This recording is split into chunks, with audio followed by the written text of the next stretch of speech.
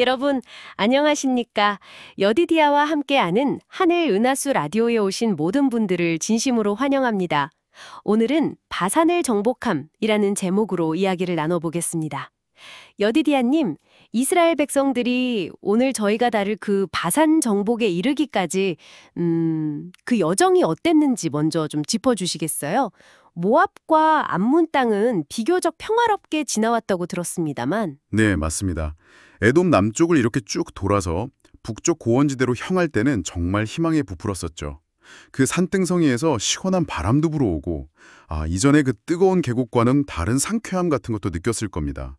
그리고 하나님께서 명령하신 대로 롯의 자손인 모압 또 암몬과는 싸우지 않고 그들 영토 동쪽 경계를 따라서 평화롭게 통과했습니다. 근데 아모리 족속의 땅에 딱 도착하면서 분위기가 완전히 달라졌어요. 아, 거기서부터군요. 아모리 왕 시온에게 길을 좀 비켜달라고 정중하게 요청했는데 그냥 단칼에 거절당했다고요?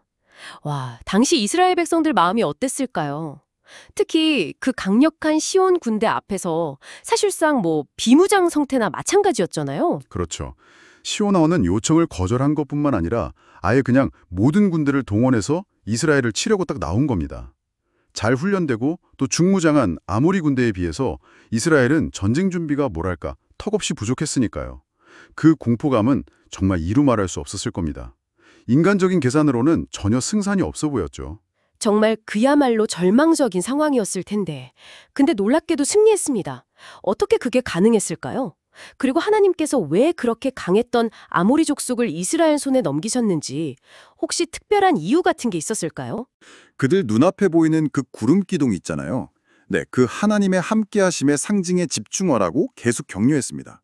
그리고 하나님께서도 직접 모세에게 내가 시온과 그의 땅을 네 손에 넘겼다. 이제 싸워서 그 땅을 차지하라. 이렇게 약속을 주셨죠. 아모리 족속이 멸망한 데에는 사실 이유가 있었습니다. 하나님께서는 그들이 지은 죄가 정말 많았음에도 불구하고 무려 400년이라는 긴 시간 동안 자비를 베푸시면서 회개할 기회를 주셨어요. 아, 400년이나요? 네, 그들은 이스라엘을 이집트에서 건져내신 하나님의 그 놀라운 능력에 대해서 이미 잘 알고 있었거든요.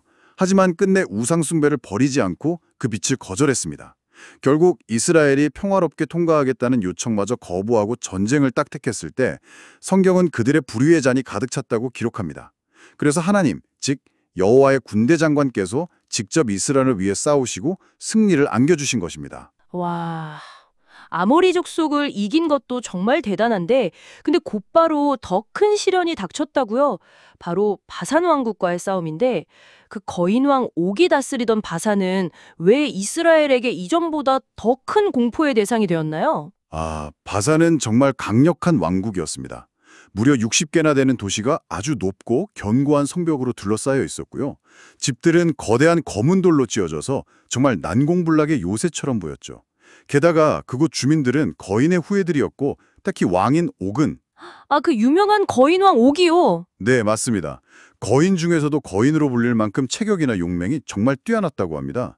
에드레이라는 아주 험준한 요새와 그 거인 군대를 딱 마주했을 때 많은 이스라엘 백성들은 아마 과거의 그 트라우마가 떠오르면서 극심한 공포에 휩싸였을 겁니다. 맞아요. 40년 전 그 가데스 바네아에서도 정탐꾼들 보고 듣고 거인들 앞에서 두려워하고 불신했던 그 아픈 기억이 있잖아요. 그때는 결국 실패했는데 이번에는 그때보다 상황이 어찌 보면 더 어려워 보이는데도 불구하고 어떻게 이겨낼 수 있었을까요? 네, 정확히 보셨습니다.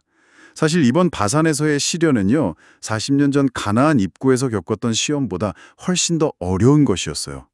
과거 가데스에서는 정탐꾼들의 그 부정적인 보고에 백성들이 하나님을 불신하고 그분의 능력을 의심하는 아주 치명적인 실수를 저질렀죠. 지도자인 모세도 또 하나님의 임재를 상징하는 구름 기둥과 언약궤도 없이 자기들 힘으로 나섰다가 결국 패배했습니다. 하지만 이번에는 달랐습니다. 모세는 하나님께서 그를 두려워하지 말라, 내가 그와 그의 모든 백성과 그의 땅을 네 손에 넘겼다고 하신 그 약속을 정말 굳게 붙들고 흔들리지 않았습니다.